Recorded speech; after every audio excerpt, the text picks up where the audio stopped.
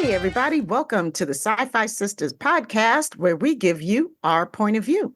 I'm Tamia Harper, and I'm joined today by my sister, Subrina Wood. What's your name again? That girl. That girl. I'm joined by one of my sisters. I'm joined by my That sister, one. Subrina Wood. Oh, it's gonna be a show. It's going to be a show. I'm still waiting for my whoop whoop. Oh, okay. And tonight we have a special show because we were talking a little earlier, and we'll get more into it. But we're talking to an author tonight, and you know how Tamia and I just love it when we talk about books. Yes, we do. Ooh, yay! This is one of our favorite people. This is M. Shy Dash is here tonight with us, and we are so excited. We've been trying to get this friend of ours on for a bit. But M. Shy is an author, a writer, and a speaker, and she lives right here in Washington, D.C. Whoop, whoop. Yep, her work is centered on how to transform adversity into purpose and art. And she also focuses on the evolution of Afrofuturism as an aesthetic literary genre. I love that. She's also a speaker, and not only on Afrofuturism, but on race, politics, and injustice, as well as the contributions of people of color in speculative fiction. She's spoken at the Apollo Theater, the Duke Ellington School of the Arts, and Trinity University. Her poetry has also been featured at an event at Carnegie Hall. Welcome to the show tonight, our friend and writer, M. Shy Dash, girl. Yay! Whenever I hear that stuff, I'm like, who did that stuff? You did, sister. Thanks for making me sound pretty cool. You are cool. Pretty cool. You are pretty cool. Okay. My son would disagree. Yeah, well, what does he know? We know the real deal. The same thing you knew at 18, everything. Exactly. He'll come to find out how cool you are and how groundbreaking and amazing you are. I just have to get this in before we get into the real nitty-gritty of the show. When we met M. Shy the first time, it was at your house, at her house, right? Because that was your spot, right? Well, it was at the Calabash Tea and Tonic. Oh, well, no, that's where you met her for the first time. Okay, so where I met her for the first time was yeah. Because she said, I'm going to bring somebody. I was like, more the merrier. I had made this gigantic thing of tea. Octavia Butler. Octavia Butler. That was so good. Calabash Tea. Shout out to Sunyata. Really. Yes. Amazing place. And we walk into this woman's home and it just enveloped you right away. You feel welcome and you felt health and you felt peace and you felt like luxury too, and comfort, like luxury in the sense of like, I want to touch this fabric. I want to look at this color. I want to smell this plant and these foods. Like, it was like a sensory stimulation. And it was and then I meet this woman that I've never met before. And I just felt so welcomed and loved. Like, this is what I can't understand. This is what I'm trying to get across to people. You are love. Your energy is love. I came out of your place feeling rejuvenated. I came out of your place feeling inspired. And I came out like in a little bit of awe. I got to tell y'all, I was like, I have a girl crush now because this woman is just all that and a bag of chips. I had to get that out there on air.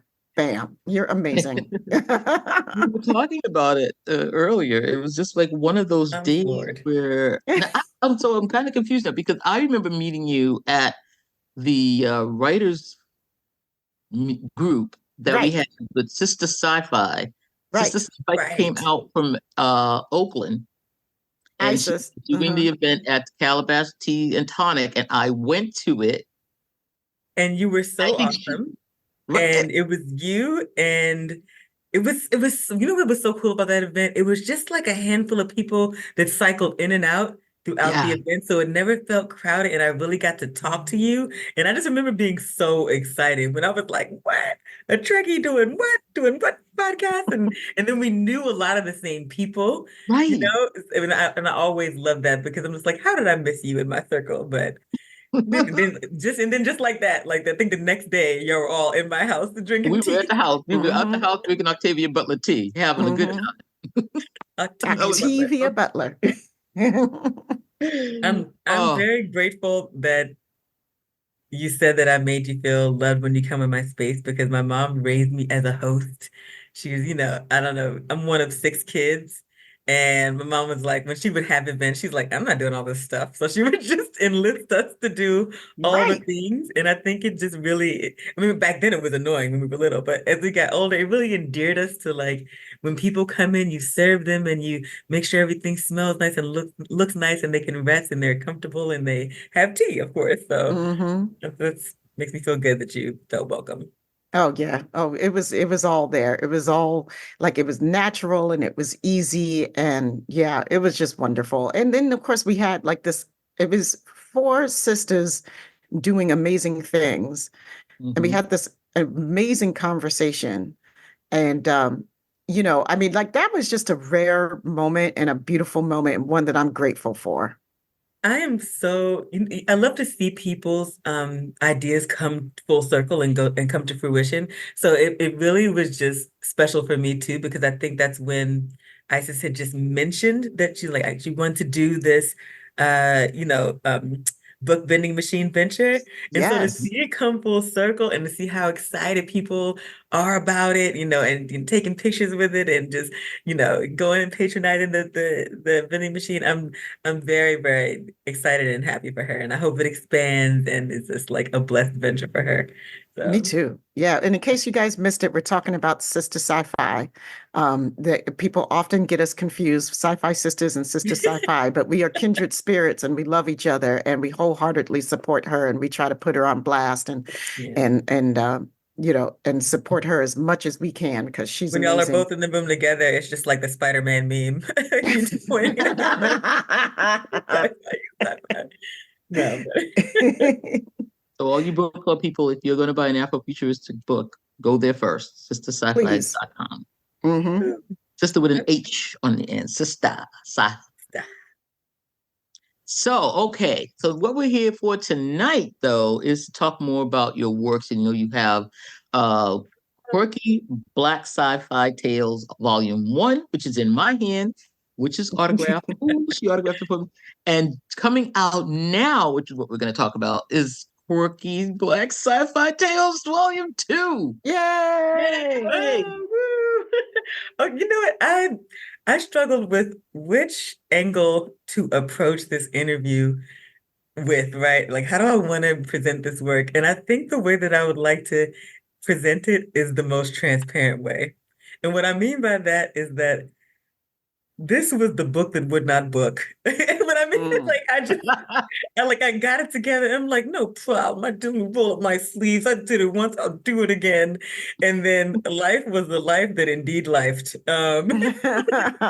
that I had like a false rollout. I had an issue with the printer with couldn't get the spine correct. And it was like, then I switched over to there was a lot going on. I think I probably should name the next one, Quirky Black Sci-Fi Gray Hair. I don't know because the stress of just the logistics around doing self-publishing. But I stayed true to it, at least for this work, because I feel like I created my little baby universe, and it's a love letter to Black women especially. And that I know that's what you're all about, like just Hmm. helming the ship into new worlds or examining ourselves as leaders in different circumstances and in dimensions that are flipped on their head. And so I put a lot of love into the new work. I think, a good hodgepodge of urban. I always lead with the fun urban, salacious Hmm. tale, and then I get into some more little bit of heavy stuff. And then I always, and will always include a climate fiction tale. I've Hmm. made that I decision love before I that. even started the series. So this book also, Fumes, has a cli-fi tale. Um, and I love the feedback so far. Even when listen, some people eagerly bought the Raggedy Batch, and they did not complain about it. I looked for and I was and then I came out, on the for the to the people who bought it. I was like, if you need me to replace it, I know it had it was just it was so much. But it's up. It is available. The cover is aligned. I know, when I watch this like next year, I'm gonna be like, why would you admit that? Nobody had to know that. Like, we would have all forgotten about it. But you But I know just, what? I want people to know these things happen. And Exactly. yeah, so That's what I was just going to say. I'm like, that's such helpful information because people are going to be listening to it and they're going to be piqued and they're going to go, oh, she's self-published, and then they're going to go, oh, well, I've had an idea or I wanted to write things. So the more I feel like the more people can know about the world of self-publishing, the better off everybody is. Because my experience is working as a bookseller. I worked as a bookseller at bookstores in DC, in independent bookstores for over 10 years, right? And the last bookstores I worked at, I know it was cool. go It was cool. you got it.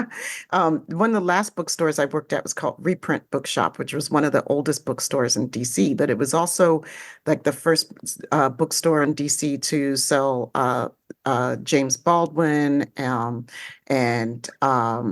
Toni Morrison and some other people. Like they used to be on Pennsylvania Avenue, and It's in Capitol Hill, right? yeah, they used to be on Capitol Okay. Hill way back in the I'm day, and then familiar. they moved to L'Enfant Plaza, which is where I was working for them then. I mean, but yeah, so it had a long history, right? But so, people like Elin Harris and other people who started out selling their books out of the backs of their car, they would come in and sell their books on consignment, Mhm. and that is how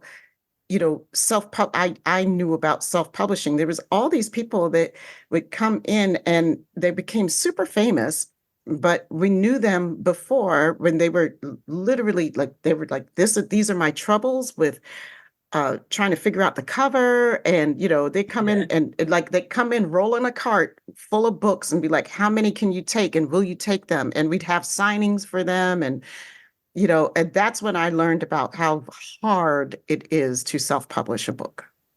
Yeah, I would always tell people, um, whatever you can successfully outsource, if it's not going to create a hardship in your life, whatever you can outsource, always get the extra set of eyes. And for me, it's like a game of whack-a-mole. I'm like, haha, this time I got the extra set of eyes on this, and this. But then not the cover, right? And the last time I was like, cover flawless, but I probably needed an extra set of eyes on this, and this. And it's a learning curve. It's a process. Um, and I would say that it's amazing to watch the self-publishing space bloom and a Mm, lot of young voices, a lot of diverse voices who really kind of hit a brick wall trying to get that big publishing deal. And mhm, now there's such a wealth of opportunity, and also a lot of editors and a lot of people with all of these resources have pulled back their veil almost in protest to this publishing industry. And they're saying, hey, kids, this is what I know. This is why you're not getting through. If you want to mhm. stay on this side, at least, spruce your stuff up by doing A, B, and C so that it looks like industry standard. And I'm a forever learner. I'm gonna be crafting this, working on my craft until the lights blink out, right? And I'm stardust. I'm gonna Mhm. keep working on this craft because I feel like each of these short story collections is me building a relationship. You building a relationship with your audience.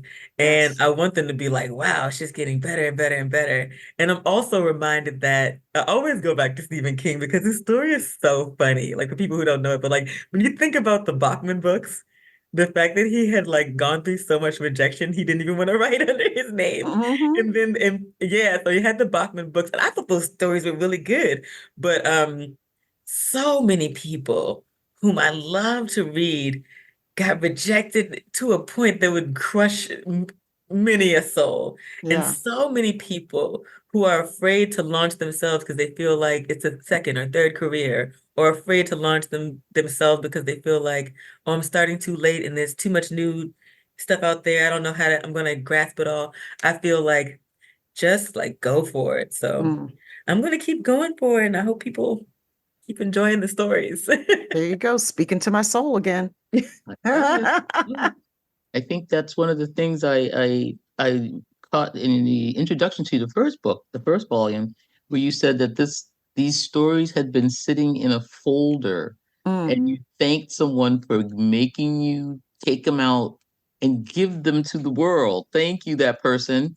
Yeah. But talk a little bit about that. I mean, that's something that I Okay. think a lot of us struggle with. And how does it ever end? I mean, I will say this, I don't wish for my catalyst to be anyone else's catalyst. And I say that because mine was my father passing away during the pandemic.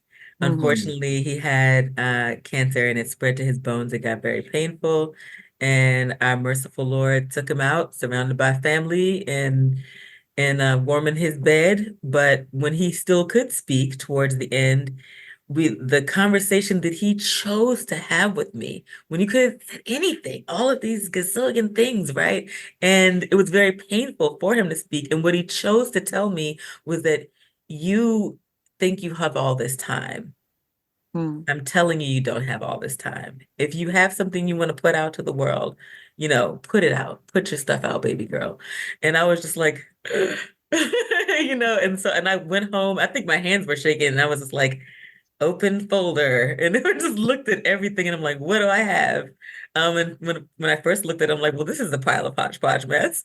And even halfway through, I'm like, this still might be a pile of hodgepodge mess. But then I just remembered, like, first of all, like have the gall of just like a mediocre man, right? Just putting Mhm. stuff up and barreling his way through Mhm. life. Um, Yep. just, just have the gall because eventually it's gonna become reflexive and you're just gonna get better because that's what writing is. Writing is like, I mean, like a muscle, right? Like your mm, heart, right? It's a true, muscle. true, true. And so, yeah, in a way, as well as being a love letter to Black women, it is a love letter to my father, who was one of those really amazing people who just knew what he was born to be. He picked Mm. up a saxophone and left the house at like 16 and just traveled Mm. the world playing his saxophone. Wow. And and I feel that way. Like people, well, my parents and my, people who knew me when I was small said I always, as soon as I could hold a little pencil, trying to craft some type of a story or some type of a poem. And so hopefully I'm doing his legacy some justice and honoring time, right? Which is our great life whittler. Um, so yeah, that was my catalyst. I don't wish that catalyst on anyone. I think just looking at how the world is repackaged again today and seeing how they, how quickly lives get snuffed out.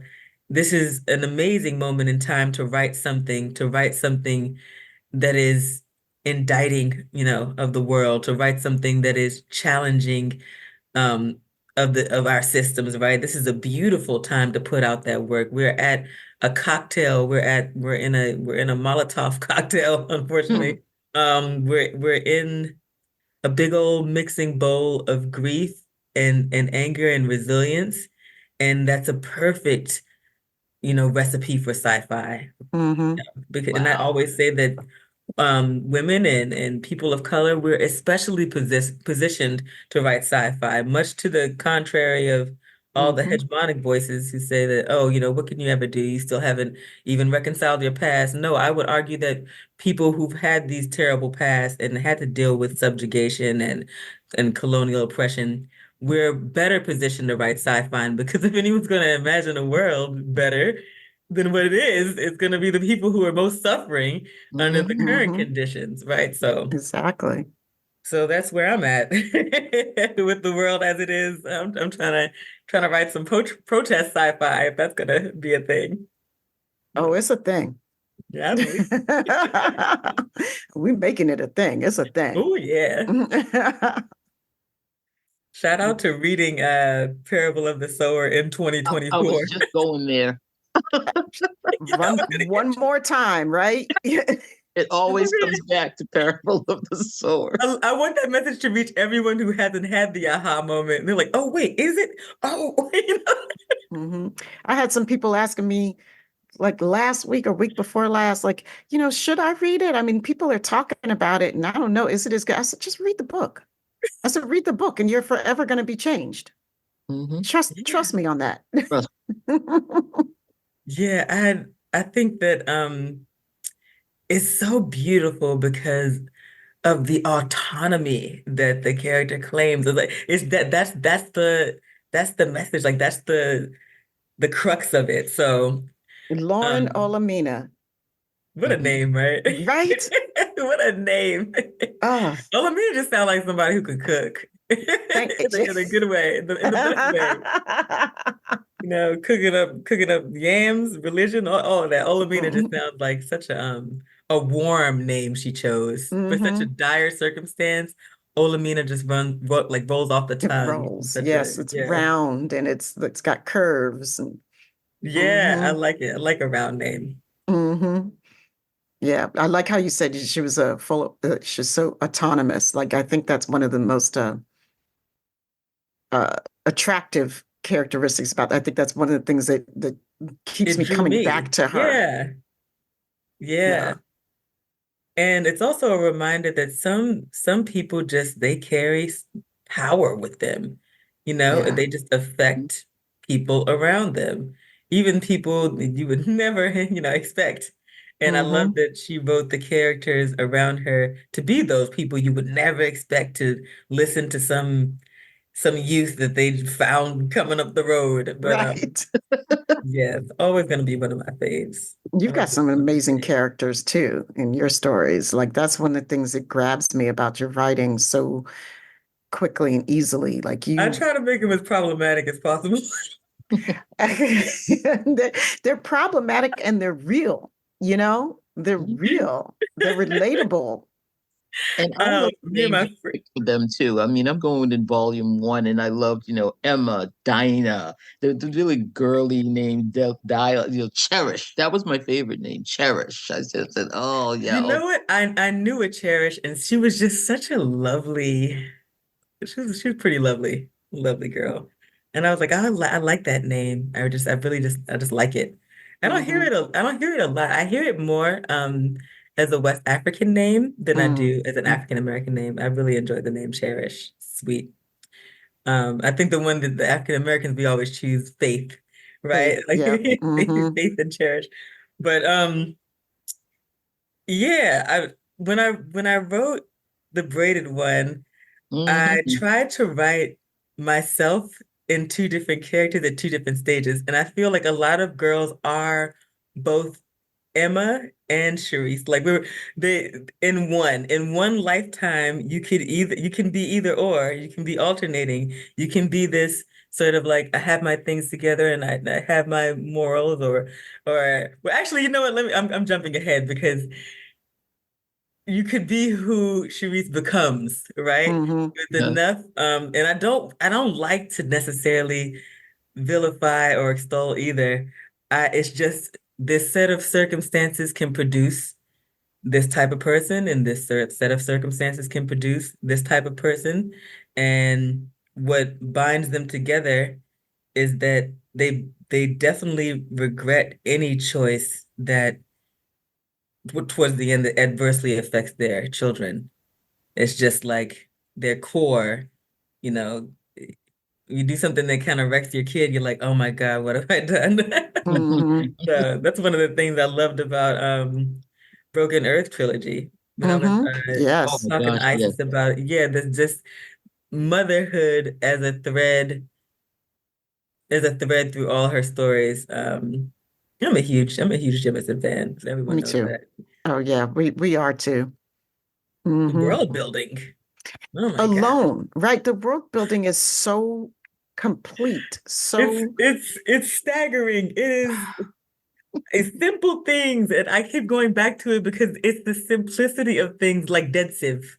Why hmm. write out dead civilization when you can just say dead civ, Right? right? It just doesn't. Right? Yeah, and then people are like, "What? It sounds so simple, but it's the little things like that." So, That they man, create the whole I and aspire. create all the texture in the story to make you feel like you're in a real world because we don't say all of our words. You know, we hyphenate, we use acronyms, you know, like, Yeah. Okay. you know, and we just use them and we go, you know. Listen, it's a master class in POV too. Like I Hmm. am just like, who are you revealing yourself? Like Feeling you get reading all three books, like tell me who you are. And then you get that beautiful aha moment. Everyone loves a beautiful aha moment. Um, I'm working on my aha moments. They're getting grander and grander. In the second book, I definitely have some stories that I feel like, oh, this is soul food, and then I have some stories that I'm like, no, this is the junk. I'm going to give you what you want.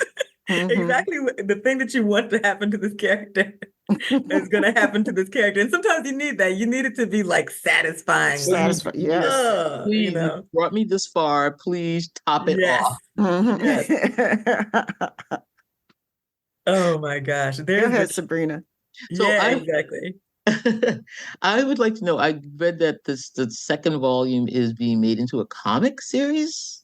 Oh, okay. So not every story, but as I was writing Fumes, I was like, oh man, you can see every story as a writer. You can sort of like visualize what are your characters saying. You imagine them in a room talking to each other, yapping. But then there's a level of setting that your brain really runs off with it. Like your brain can really see it as a visual. And at the time, I was attached to a very talented comic book artist, and I was really just immersed in comics while I was writing Fumes. And I was like, man, I would really, if nothing else, I would like to see Fumes as a comic book. And I was like, I know a guy. And so I was like, I'm going to send it to him just to see if this is the right pace, if there's enough story to even, because these are expensive ventures. Like, let me take a moment to say, good job to anyone who has published successfully a comic book, not even a series. Nay. Just one volume of anything successfully with your penciling and your colors and it's written and edited and all your panels. You are of the chosen ones. Yes, you are. Because there's so much that goes into it. Ready to immerse myself in this exact thing. So I'm excited to do this. So yes. I'll let you know when it's done. Well, the good thing about you guys is y'all have community. You have your tentacles out and onto all these fabulous people. So, and that's a good thing about all three of us. Like we know great people. And so I was like, you know what? And this is a funny story, actually. This is fun. So my mom has never been to any of these Comic-Con things that I go to, and she wanted to go. So Awesome Con was coming, and it was very last minute, and I was totally not going to invite her because I was like, she's gonna slow my, she's a newbie, man, whatever. So, you're getting all snobby about it. But I am of the etiquette that I'm just like, she's probably not going to want to go anyway. So I did ask, thinking that she's going to be like, oh, it's late notice. I don't even have a costume. But instead, what I got, of course, because she's my mom, was inquiry and intrigue. She was just like, well, what would I wear? How, could I go? And I was like, oh no, I could already feel her wheels turning. And so I was like, well, what do you have? What do you have? And we can do a closet cosplay. Just basically that's when you whatever you put together and we make it work thematically towards the character's aesthetic. And she's like, well, I have a bunch of purple. I've got a tutu that lights up and I've got some headbands. And I was like, Lumpy Space Princess. And she was like, Lumpy, who, what now? And I said, my son, he grew up with Adventure Time. And we really loved Adventure Time because people may not realize this when they're watching it, but it's one of the very few cartoons where the protagonist is aging in real time. Like when they first made the show, Bart Simpson is Bart forever, Lisa's forever. In many cartoons, the kids are the kids forever, static at that age, but not in Adventure Time. In Adventure Time, he was growing up. So my son grew up with Finn, and he grew up with Lumpy Space Princess, who is a very obnoxious cloud, this purple cloud princess who is hungry and curvy and bossy. And I love me some Lumpy Space Princess. She just knows all the boys. She knows she's bring all the boys to the yard. She's just so much fun. I was like, Mommy, you should do this character. So baby girl got it together. When she was like, okay, I'm coming in the house. I got all my stuff. Just do a check of my costume. And I'm like, sure. And I'm thinking, it'll be fine. Whatever she needs help with, I'll help her. No, I needed help. She needed help. Okay, she should have helped me with I went as as Prince Zuko, but the Oh. hijabi version. And she came through the door. She was Lumpy Space Princess. She had on the Mm-mm. purple spiral curl wig. She had made a Wow. headband with a big star. Wow. And oh, my hijab, it blows my hijab off every time I think about it. And she just looked amazing. She got way more press than I did. Oh my gosh. You would have Oh think my that God. she was like a paid cosplayer coming through there. And I say that to say that the one of the main reasons I went to Awesome Con was I was like, Greg Burnham's gonna be there, and I want to talk to Greg. Mm. Right. So if Mm-hmm. you're not familiar, he has done so much work in the comic book space, indie side. Um, he's worked with an editor of blacksci-fi.com, Mm. Robert Yeah. Jeffrey. So I kind of know him through him in a way because they came up in the same spaces. He has um he has one called Tuskegee Airs that has such Yes. a fandom that people actually like cosplay. A matter of fact, when we were there, people showed up in Tuskegee Air cosplay, and I was Oh my God, I have every volume that's been written so so, far. oh my, So I have some still in mint. I have some mint because I just know they're Mm. gonna be worth $1 gajillion. So if I ever need to like, pay a mortgage or something, I don't know. you should Pay meet Robert rent rather. Jeffrey. You So should. he was there and it was like trying to find Waldo in this huge, I was like, where are you? And then my Wi-Fi was sketchy. He was like, I'm over here. So we're like messaging back and forth. Finally, I found his table. It was like going to the Mecca. Got to his Oh, table. wow.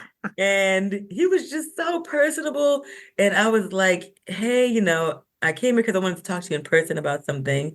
'Cause some things you just want to talk to somebody in person about it, Mm-hmm. if you can, if they're gonna be in town.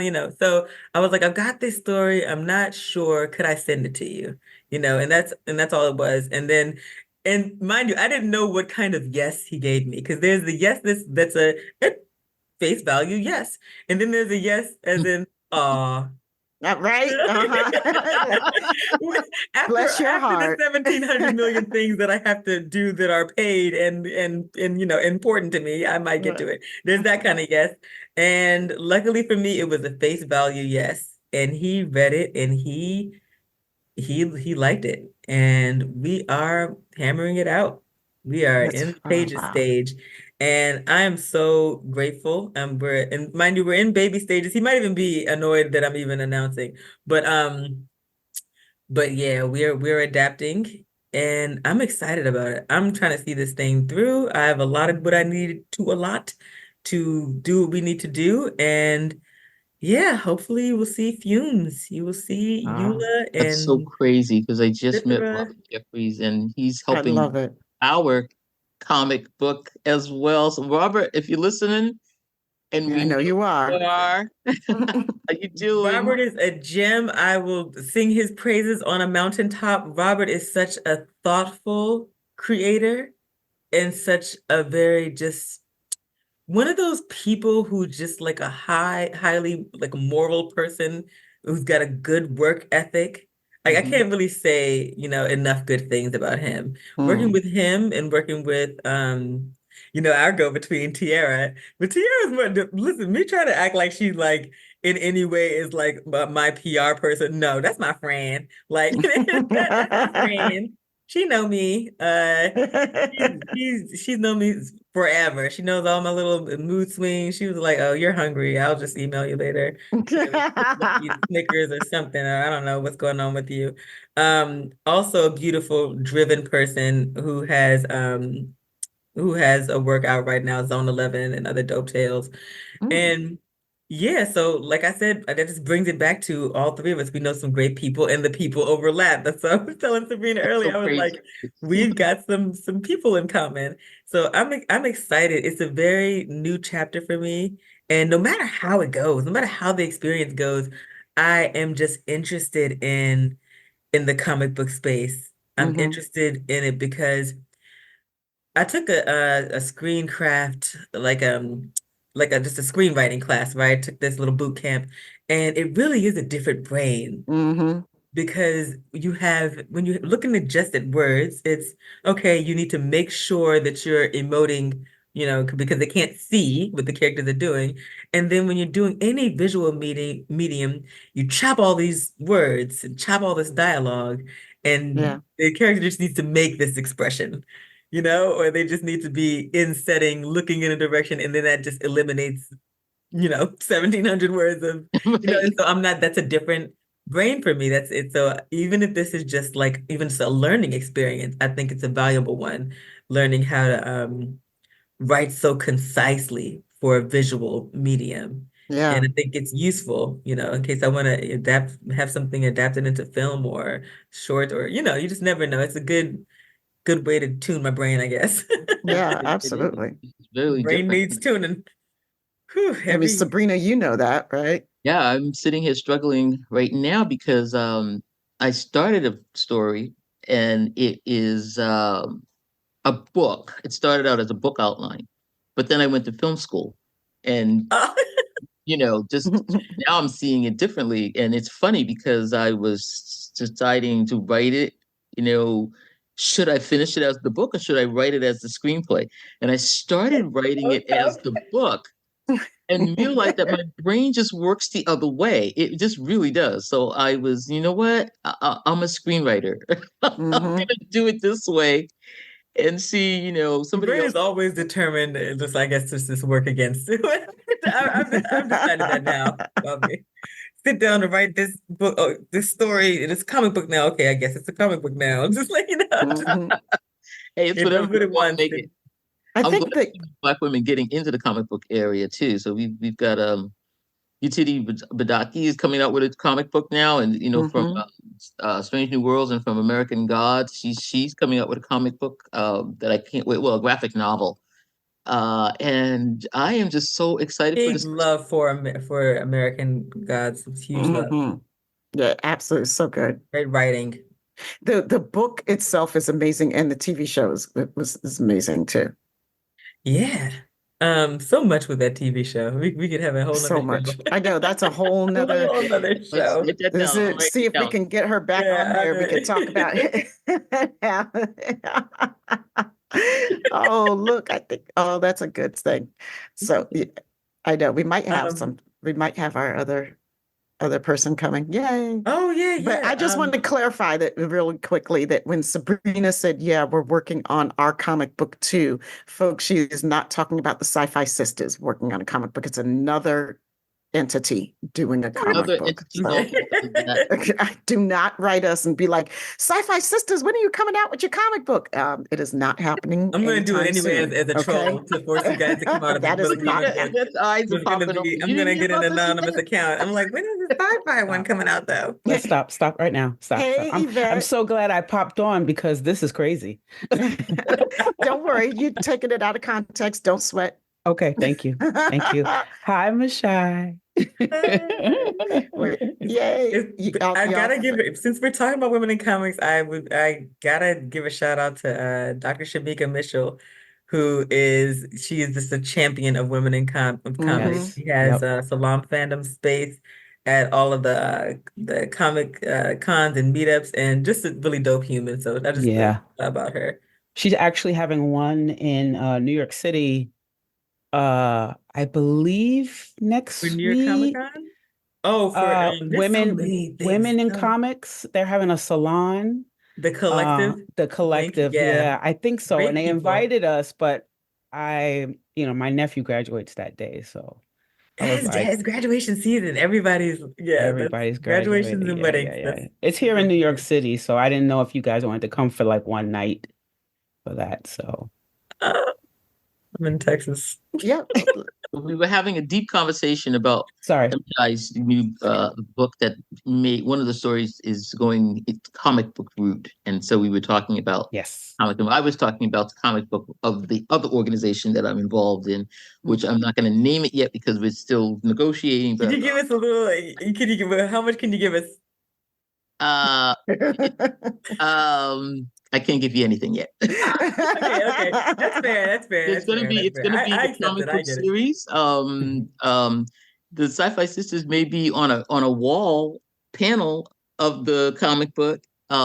That was But my pitch. what we're realizing here in our conversation is that MSHI and I are talking to the same person, Robert Jeffrey, about the comic Oh, book. So perfect. Absolutely it's a perfect. small world. Absolutely I know, right? perfect. I apologize for popping in late also.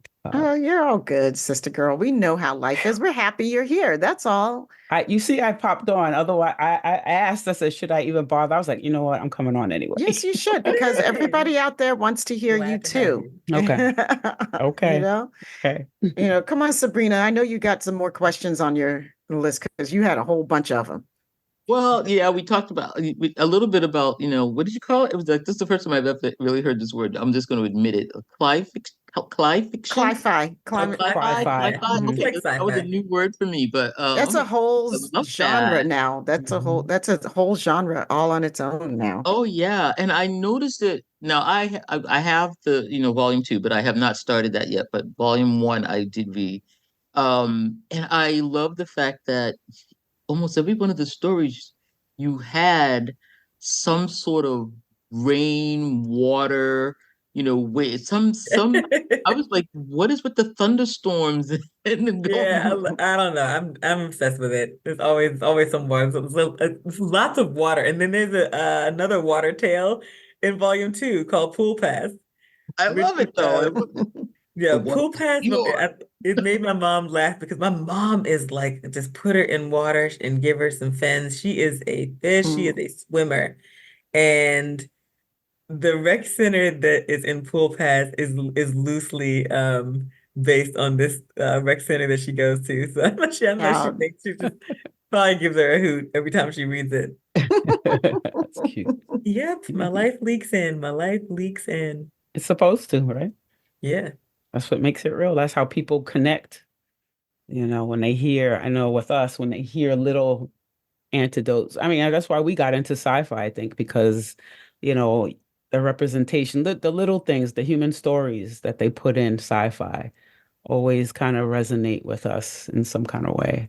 And you Very connect to that true. character. So, yeah, I always feel like, the best science fiction and fantasy is character driven, right? I mean, it's all about reflections on us, right. you know. I mean, like, I like ships, I like space battles, I like space opera, I like intrigue in space, I like Mhm. intrigue in the way back times or in some fantasy setting, but it means nothing if you don't have interesting characters who are, Yeah. the story is actually about. It's just kind of an empty, it's the shell of it. Yeah. So I really feel like that is the importance of sci-fi and fantasy in my life as a Black woman, um, relating to, like we were talking about a little bit earlier, telling the stories that need to be told um, in these hard times. And a lot of those stories, it can be stories of joy, and triumph, as well as the hard stuff, but Yeah. like you said, that we as, you know, um, people who been colonized, been enslaved, we have a different view on what I believe it means to be uh, alien and other and different. Yes. Yes. One of my favorite commentaries just on the current political events were all the kids making these parallels about these big space opera movies that we love, Star Wars and Dune and all of this, basically any Avatar, and pointing out Mhm. that we keep making these movies where we make we draw the line in the sand between the good and the bad and the empire and the rebels, and then we are pro-empire, like in real life. Right, And so right. even the kids are starting to be like, I've seen this movie, and I'm pretty sure our state is the bad guys. Our state would be the bad guys. We are not, we're not the people who are loving the spirit of the trees. We're definitely the ones who are coming to reap the resources. So yeah. Yeah. We are not the That's a Jedi.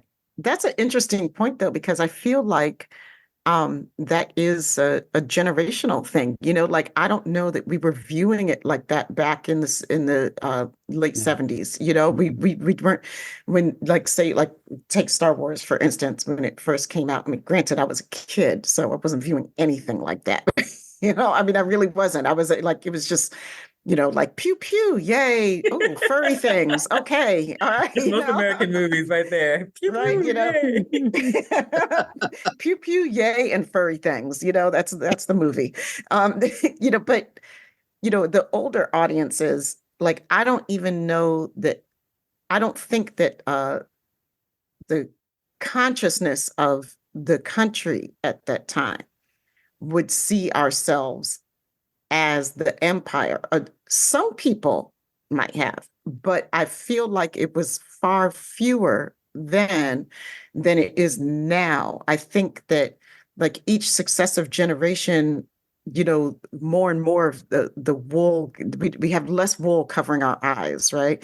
And these generations of kids now and younger people younger than me, I feel like they're like, no, we've seen all of it, because my mom's generation was still like, oh my God, JFK got shot. Oh my God, MLK got shot. Oh my God, Malcolm X got shot. Like, who would have thought these assassinations? Now we're like, yeah, of course like we know that they got shot. We know they got taken down.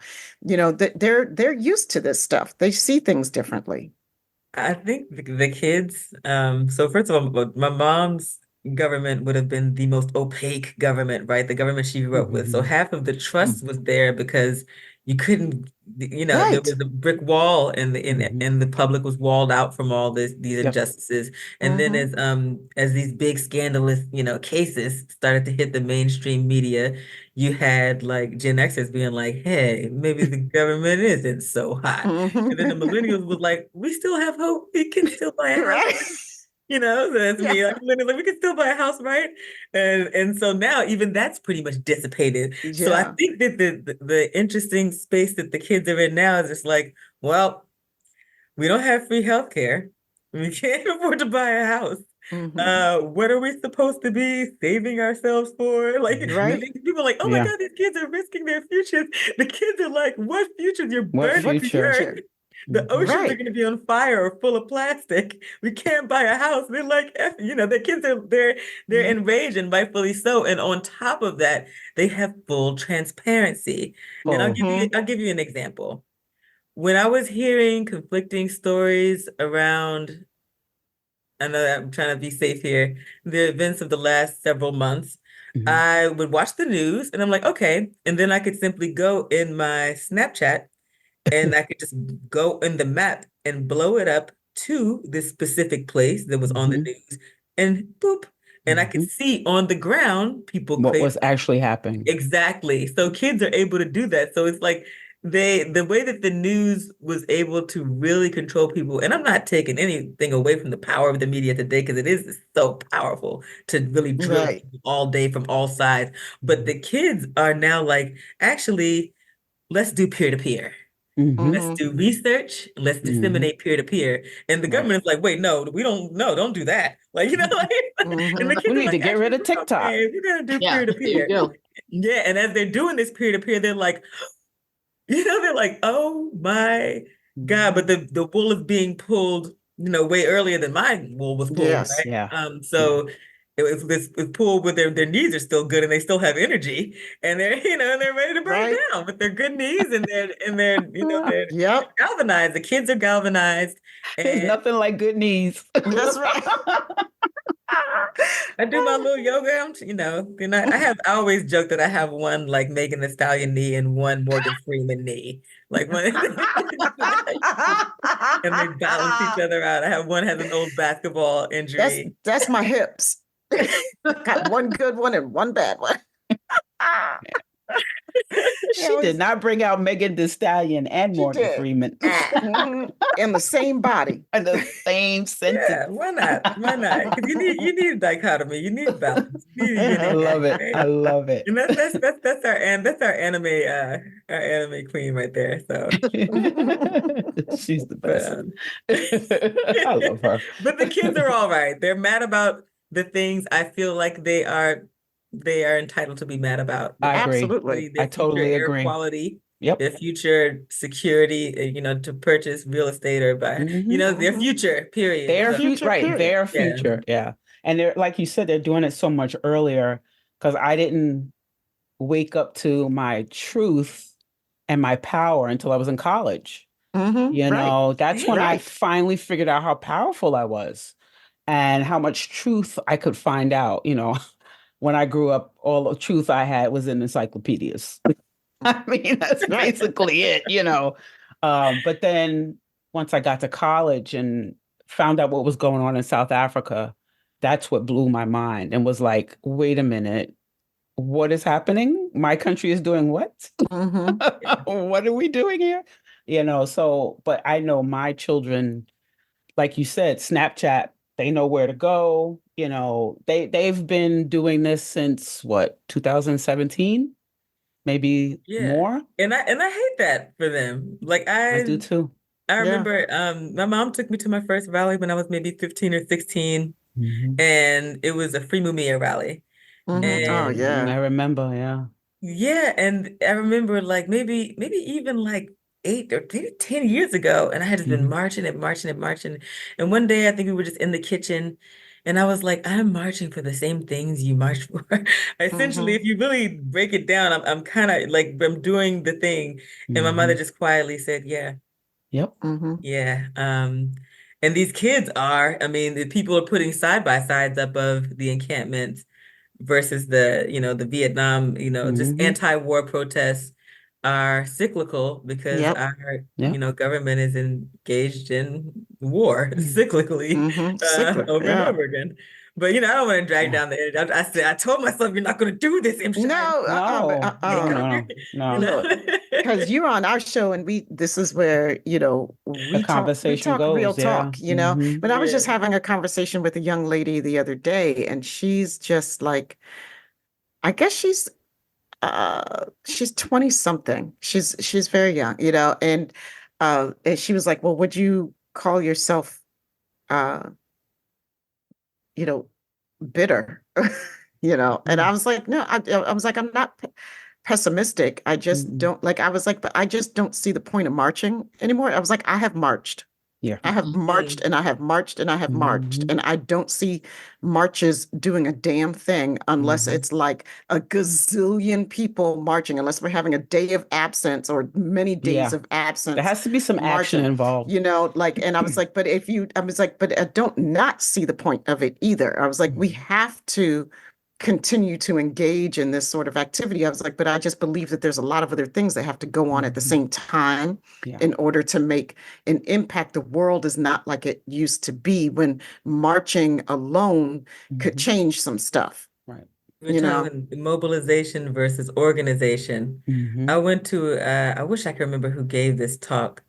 Someone pointed out, and I'll find it. I'll find out who it was and get back to you. But what I took away from it was that with the March on Washington, you had mobilization and organization. They had Mhm. all these CTAs, all these Yep. calls to action, and they had mobilization. They Yep. could move the people without any this interconnectivity that we have today, right? They had both.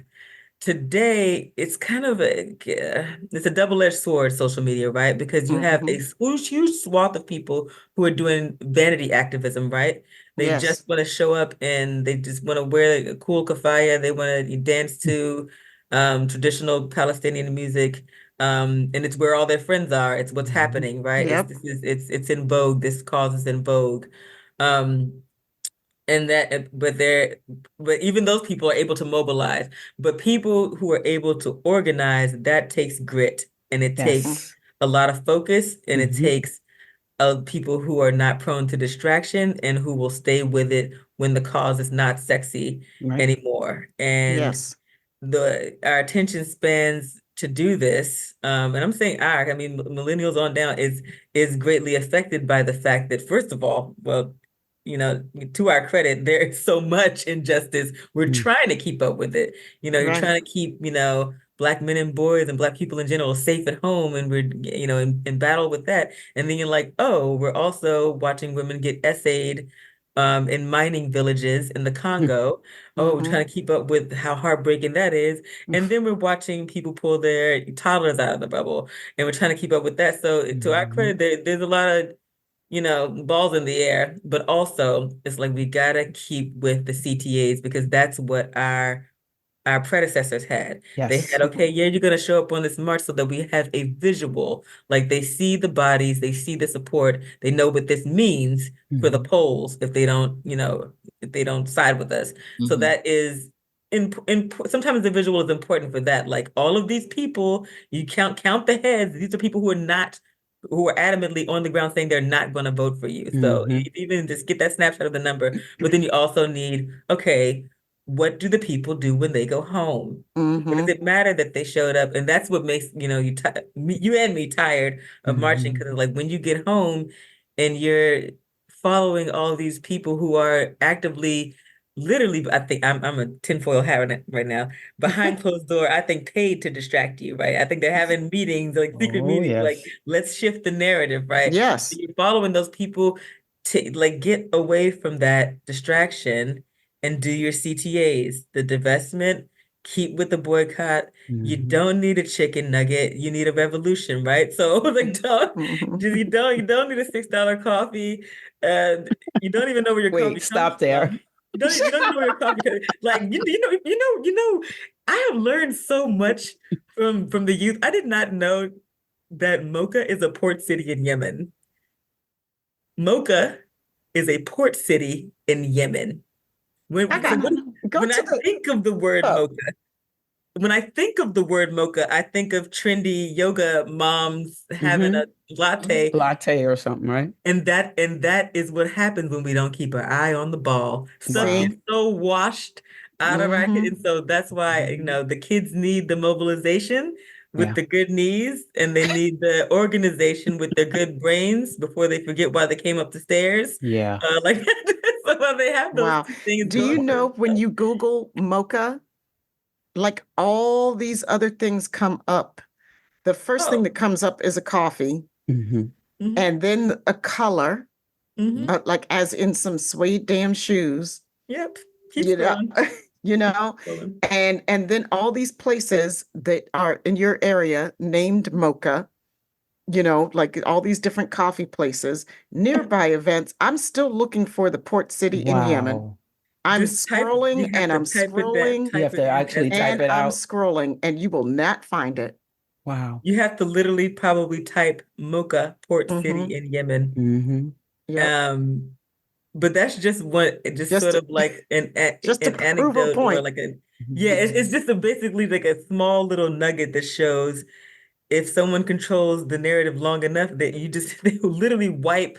Like this is the source. It's called mocha because that's the source of the coffee. Like literally, it's like Black people unearthing the fact that Black people made country music. It's like if we don't take our eyes, if we take our eyes off the ball, it only takes 10, 15 years to just completely wipe what happened. I'm in Texas right now. Texas scares me sometimes because the stuff they want to yank or have yanked out of the textbook is scary. It's scary. Because it only takes, 1 or 2 generations for kids to be like, oh yeah, the workers that came over to help build the country. They're just like, everybody knows about the workers. When I was growing up, nobody really talked about slavery in school anyway. I didn't learn about slavery in school. I learned about slavery at home. I learned about it, from Roots, basically. From Roots. From Roots. Basically, really learned about slavery from Roots. What we learned about slavery, when you and I were in school, like what we learned about slavery was like a page, and then Lincoln freed the slave, and I had a picture. That's all I know. That's all I remember from school. Of some happy pickaninny, like smiling. Massa. But the thing is, as Black people, we have to make sure we go back to stories and teaching in school, because that's how I learned about my history. Is from my older. I lived we lived with everybody when I was growing up. Everybody lived in that apartment or the apartment upstairs, or they were across the street. So those people lived that life. My great grandmother was the last child that her parents had. The rest of them were slaves. She was their free baby.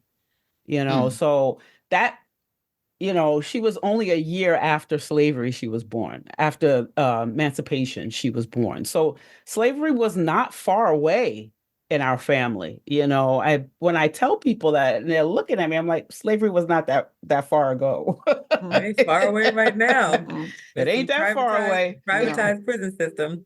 Yeah, but that's for another show. But that's why, like, just to bring it back around, though, that's why I feel like your writing and other people's writing is so important. The stories that you tell, placing us in the future, looking back to the past, looking at the things that we've gone through to get where we're going, and telling our own stories to be authentic to ourselves, true to ourselves, and speak for us.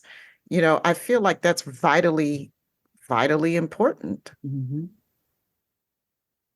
I think that's why a lot of speculative fiction, Afrofuturism that's being written now is so popular, because people are finding things that they want to know or learn in these stories, because they're not finding them in school and they're not finding them in books. And so they read these stories and they're like, what?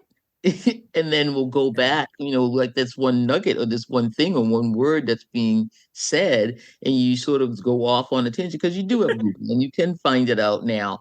And I think that's really great. And one of the things I like to put in things that I'm writing is that history that we were never told. And, didn't know any of this. Like I wrote a screenplay and it was called Double Victory. And I didn't realize that this whole double victory campaign that came out in World War II, where people did this V symbol like that, was really Black people saying they wanted a victory in Europe and a victory at home. They said they would fight for the United States in Europe if they got what they wanted, that they needed here in the United States. They wanted to work in the factories that were making the warships. The only reason why they got into that was because America had their ass in the bags again, and needed the Black workers. So yeah, they passed the law, let them work in the factories. But they wanted all these other things to happen, this fairness and work and going places. And they're like, you want me to go fight Hitler? Well, I haven't got anything against this man. I got problems with you. So, this whole campaign was something that I had never heard of. And then after I read about it, I'm looking through my parents, some writings that they had, and they had the emblems, the double victory emblems on these pieces of clothing and things that my father had. And I was like, I never knew what this meant. See, I would love to see that on Antiques Roadshow. What the hell? Right. Okay. I wrote it. It means what it meant on Star Trek, live long and prosper. That's what they wanted. That's what they wanted. That's when you said that, I was like, just like we always say, it always comes back to Star Trek. In life, it always comes back to Black people. If you really go back, it always comes back to us. Everything that's going on now, you keep searching, you keep going back. It was a Black person in the beginning, and white people just ran away with it. And just like we were saying before, how many years pass by, the Black person doesn't even exist anymore. It's part of the culture, and Black people had nothing to do with it. So we need to keep looking back. But I love that and hopefully all this Afrofuturism, all these writings will keep getting people to, start looking back and picking up those nuggets, because I love the nuggets. That's the beauty of the art and the writing, the visual art, even from textiles, even stories told through textiles. The beauty of it is that even if mainstream media, if we get hit with an EMP and all this stuff gets wiped out, we have a record. So that people can read, like, okay, when did this book come out? this book is describing something crazy. And then it Mhm. doesn't matter how they could have taken all the stuff off the internet, but they'd be like, but this book, That's it. this has Mhm. to be coming from somewhere, right? Somewhere. It's Yeah. like, I likened it to like the kids watching the Watchmen, and they were like, wait, what? Yeah. What happened to a what town now? And Yep. they were Mhm. blown away. They're like, no, Yep. it didn't happen. The government did what? I'm like, look, y'all better go, Mhm. Listen go here crack, now. crack these books. Yeah. Very And that's why true. I do appreciate artists like I'm a fan of Donald Glover because Yeah. Donald Glover, for his last season of Atlanta, he really went into deep into Afro surrealism, and he put some stories. He tried to pull from some real stories that Mm. Mm. had real tidbits in there. Like I think he had the Lake Lanier story uh, as an intro to one, like the little vignette before they start the Hmm. actual storyline. And what I found so interesting is like that is just so brilliant for artists to do because people are like, wait, what? How many lakes, man-made lakes used to be black towns? And Mm. then you pull a thread, and when you go Google, you're like, oh, well, that's horrible. Mhm. I mean, but now Yeah. Now you a know. lot Yeah. of a lot of lakes were, the opening the levees Hmm. before some people even got a chance to evacuate and get out of Yep. there. So, and there were more than I thought. I thought there were like maybe one or two. I think No, there's like it's Or famous five. or Yeah. famous parks in New York City. Oh yeah, Mm. Central Park or Dulles Oof. Airport. Mm. yep, Mm. Um, there's another one. yeah, Oof. Wow. yeah. Mhm. You pull a thread, but Hmm. kids need to pull the threads, or Yeah. they're not gonna, they Right. need to pull the threads. I think that the responsibilities have shifted in a different way. It's like, I mean, our responsibility has always been to guide the the ones coming up behind us. I just think it's how we're guiding them. I think they're challenged in a way that we weren't challenged because they're like you were alluding to before, there's so much information coming Hmm. at you all the time. Who do you trust? Right? A lot of fake And like wrong information. You there's got, there's a lot of misinformation. That's my point. Hmm. Yeah, Hmm. there's a lot of misinformation going on that sounds is packaged in a way that sounds legit, yeah, and anybody and this has been proven like it from from charlatans from the beginning of time and the snake oil salesman to today. Anybody, lots of people know how to get up and act like they know what the hell they're talking about, and will just be feeding a bunch of crap, Hmm. and like I mean like and that's what I'm seeing like on some of the with some of the younger people that I know, and they swear out like no, because I watched this guy and he does this show on YouTube, and if you watch him, he'll break down all of the things. I'm like, but it's not based in fact, baby. Like Hmm. you gotta, like and that's what I find a little bit. So I feel like it's just up to us to keep doing what we're doing, all in our respective ways, to try to put as much accurate information out there as we can, to help try because like they're not going to learn it in school. They're not going to learn it yeah, from any place else. They're not going to learn it from mainstream media for sure. yeah. We're moving into a difficult time because it used to just be, okay, this is a false narrative. It lands on Snopes eventually, debunked. But now Hmm. you also have false images. Yep. And for how quickly we scroll, um, you can miss it. Somebody sent an image to me the other day, and I had to really scrutinize this image. I had to really look at it and be like, okay, this is not a real image. Mm. But mind you, the software, these tools have just rolled out to the public for a handful of years ago.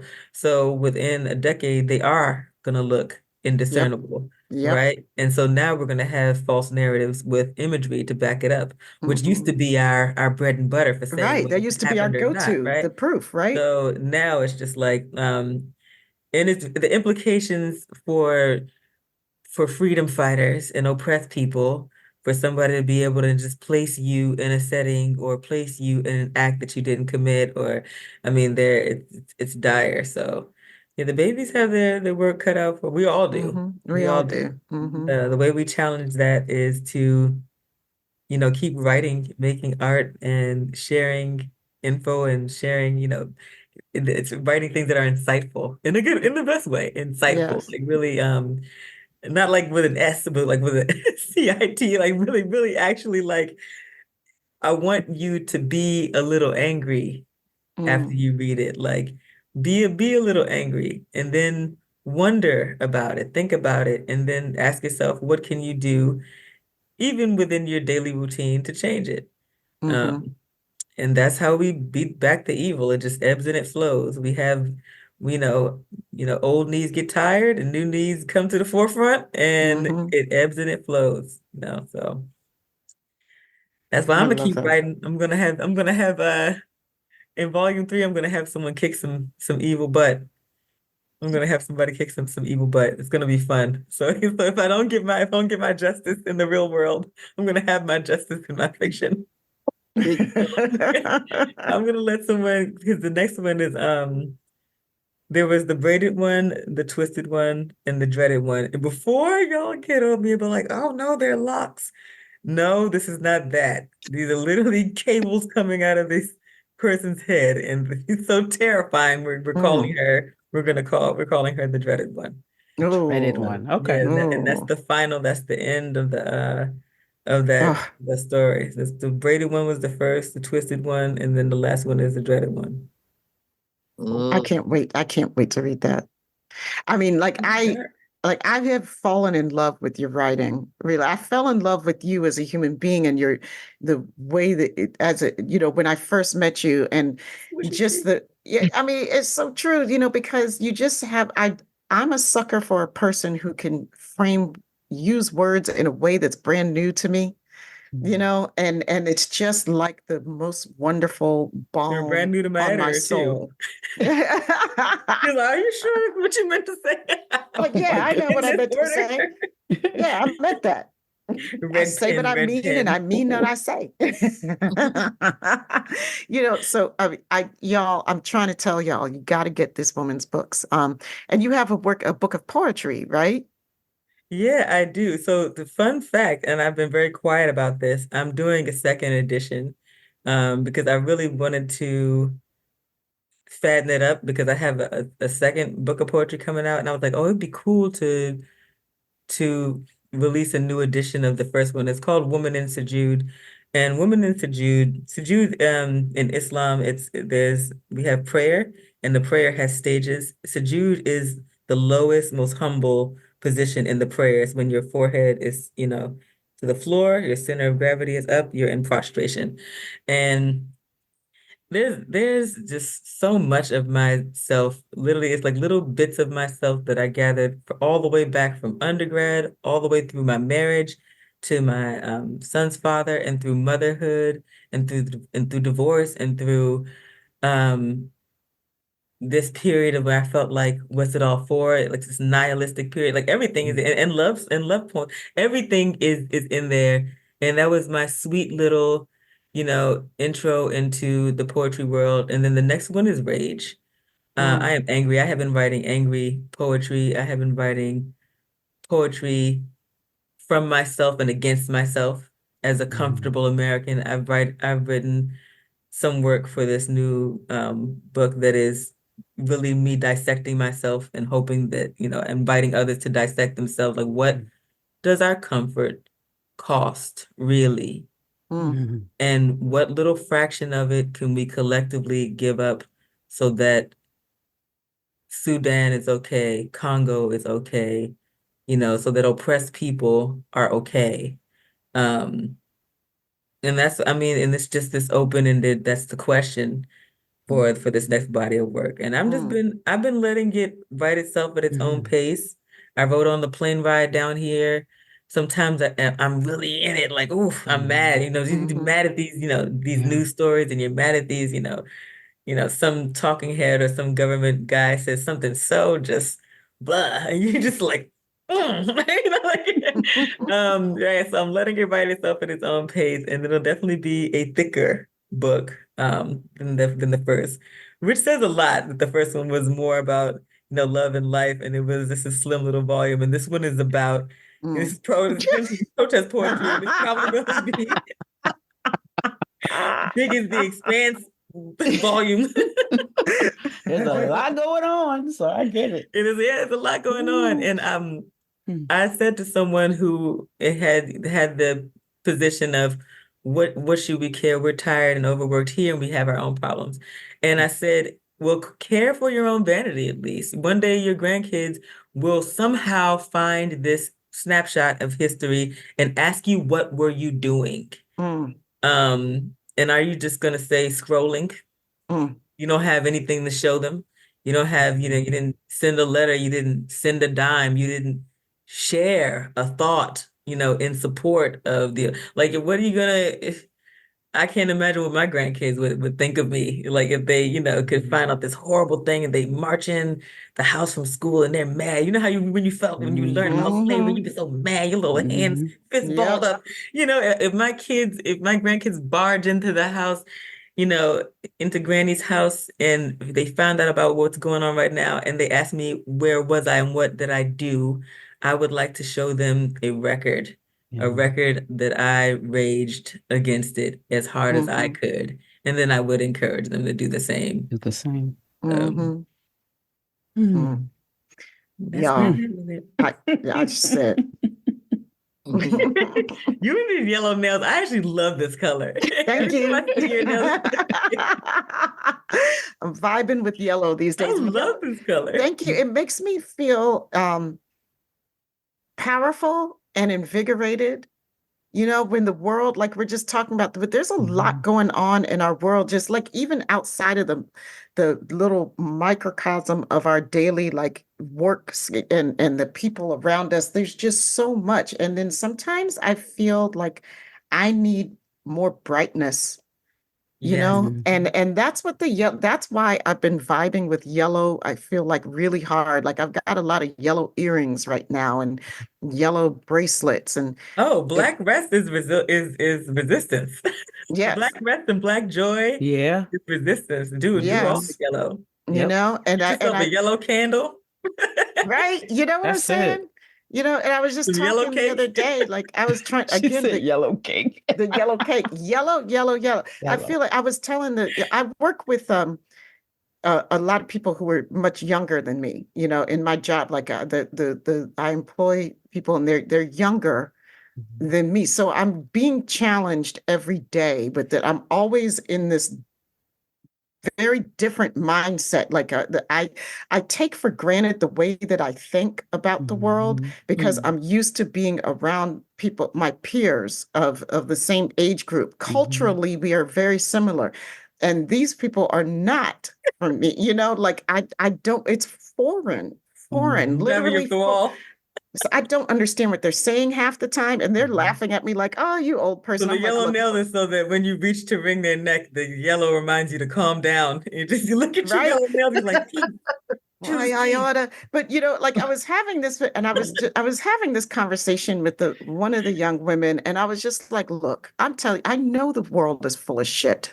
I know that there's a lot that we are mad at, but I was like, let me tell you something, baby, that's really vital. You cannot let these people steal your joy. You never, when people steal your joy, they have won. I always have something to be grateful for every day. Always. And I was like, and besides, like I walk in my truth as a Black woman. I know who I am today, and I know what that means. It's powerful. I have nothing to be ashamed of, and I have nothing to be afraid of. And I have every moment on here to smile and give something to this world. As much, I was like, so come on, baby. Like, life is good. Like there's some horrible things about life, but guess what? Life has been this way since we started lifing. Right? Yeah. It's not good. It's not good or bad. It's just life. Right. There's no judgment on it. Like if it wasn't happening in this form, it would be taking another form. Oppression is not new to the human race. Human beings do this to each other. There has been no utopia when human beings didn't oppress each other or fight over territory or supplies and resources. Like this is what happens in the life when you put not as hairy apes. Root for the robots. I'm just saying. That's been my suspicion all along. Like, should we lean into Hey, I have secretly been waiting for it like forever. Ever since I read my first cyberpunk back in the 80s. Oh Back in gosh. the 80s when I read my first cyberpunk, and I was like, wait, we can get an implant? You're talking about getting implants and we could be connected. Oh, yeah. Come on, Shout out sign me up. to And now I'm like, now that we know all the implications of all of this, and I'm like, yeah, no, I don't think so. No, Oh, no, thank you. Google. You I'm waiting cannot for have I'm waiting me. for the Vulcans. Oh I'm God. waiting for the Vulcans too. First contact is coming around the corner. Because the the machines, Vulcans humans so are making bougie. I those feel like they machines. would. The Vulcans are so bougie. I feel like they think this world is ghetto. They would, though. I mean, the Vulcans Yeah, are so now, bougie. yes, Vulcans are so they not coming. So Forget bougie. it. I said it the other day. I said something crazy was going. I was like, the Vulcans are just never coming here. Yeah. Just Man. never. They didn't flew Very, by. very, They didn't flew by a few okay. times. Like still, no. Intellectual alien turtleneck culture. Just Yes. that's the Vulcan. Only thing we getting is the Oh Ferengi. my God. That's like where we went to dinner, when we went to that restaurant, Subrina, and everybody was all like, they were like, yes, we are very Black and intellectual, and we have wonderful glasses on, and we have fabulous clothes on, and we are sitting in good art. And did you see me? I have wonderful hair. Did you see me? Oh my I'm very God. intellectual and I'm very Black. Power to the people. I'm not going to name the restaurant, but we were there and we were in it. And meanwhile, You have here's to me wear and Subrina, and we're black like, turtleneck to get in. we're trying to eat some good food. We heard the food was good. That's it. That's it. That's all. Just here. I'm here for the food. I am very much a person who is just like, okay, be self-aware, but you can't be embattled all the time because you'll burn not. yourself out. You You will. just stress yourself to death. So Human beings we're not made for that. But I feel like people forget the power of joy. Mm-hmm. I feel like we are embattled and we do have a lot of stuff, but like the opposite part, like what's the point of fighting if you have no hope? Mm-hmm. What am I fighting for if I have no hope?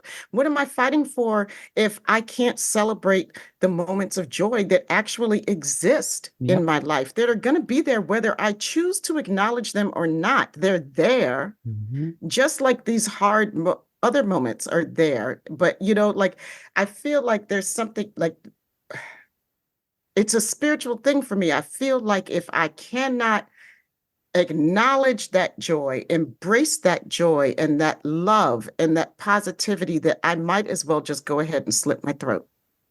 Right. What's the point? What's the point? Yeah. And I believe that that's the essence of my power. I believe that my personal power comes out of love. I believe that, what I do everything that I do is from a place of love. And then if I let somebody take that, then I ain't got nothing. Nothing at all. Yellow Nail Ranger. Bam! Got the Yellow nails. Yellow nails. Rock on! Ow! Don't forget, Black people invented rock and roll too. That's right. We invented everything. We did. We did. I think that's where I want to end it. We invented everything. Boom. Mic drop. Soundbite right there. Soundbite. But for real though, Shy, it's been beautiful. Beautiful. Y'all are good company. You are good company. And light and love and knowledge and just well read and just a fun bunch. A fun bunch. That's why we need to show up on time.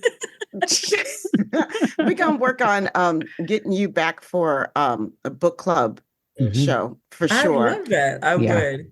Yes, we're going to talk about that because, like, I think that I really want to share your works with people in a larger way or in another way, and just keep pushing out. Y'all, I'm saying this because I really believe I've read this woman's works, and I believe that you all will really and dig it too. And I really have imposter syndrome because every time you say it, I'm just like, don't oversell it. I know, right? It's like, stop. No, I'm just gonna say that you don't have to believe me. I believe me. No, you came to the wrong people if you talk about not overselling.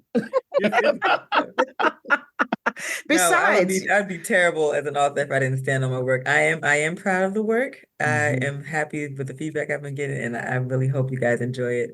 I feel like I have a little something for everybody. So even if one story is like, you're gonna find something in there you love because some of it's funny, some of it's a little bit dark. Then I've got the really long tales that are like novelettes in there. So you definitely I get love it. enough page for your buck, and yeah. I I love it. definitely, Everyone I will be would so like to come different, back so and be a fresh part of and the book new. club. If even Yes. just to hang out with y'all, talk some mess. Please. Talk Yes. some mess. We We're gonna definitely talk. gonna have you back. I want some Well, more we, tea. I'm gonna come over so you can make me some more tea because I can never make it the way you make. I tried to make it again, and it But didn't remember the taste way like I it made it in the house. clog up my little container thingy, and we had to ladle it out because I put so much yeah, stuff in it. Oh, But yeah, it was good though. it Like, tasted really good though. yeah, you drank like the you, whole thing it that was day. like a tea sangria with no alcohol. Like, I mean, you had Ooh. all this It yummy was fruit. hibiscus. It was, It was the hibiscus, and I think I put lime in it. And ah, I can't remember what I sweetened it with. Maybe I use cane sugar, but I always boil whatever sweetener into the Me tea.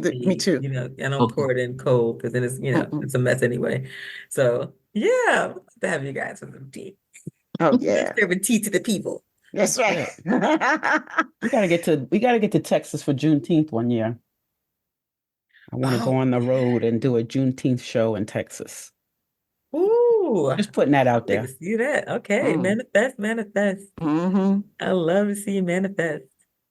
I love that. That's a good idea, Yvette.